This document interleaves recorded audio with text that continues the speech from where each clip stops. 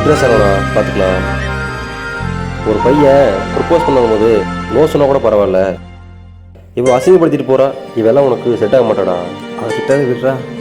எல்லா பொண்ணுங்களுமே நல்லா பழகிட்டு நம்பி கொடுத்துட்டு லாஸ்ட் இந்த ரீசன் சொல்லிட்டு தான் போவாங்க. அவங்க மத்தியில் இப்போ பரவாயில்ல, ஓப்பனாக சொல்லிட்டா பணம் தான் எல்லாமேன்ட்டு. அவனு என்னை ஏமாற்றிட்டு போடல, அசிங்கப்படுத்தி தான் போகிறான். நானாக தான் என்னை ஏமாற்றிக்கிட்டேன்.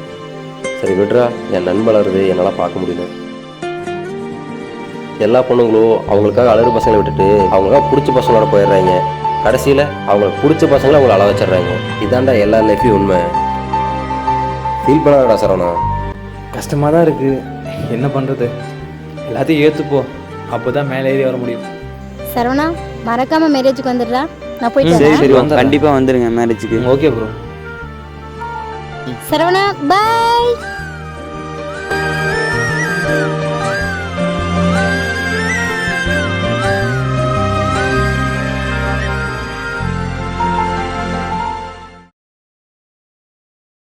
சரவணா, இந்த இன்டர்வியூ எப்படியாவது செலக்ட் ஆயிடணும்டா, இல்லைனா வீட்டுக்குள்ளேயே போக முடியாது. எங்கள் வீட்டில் மட்டும்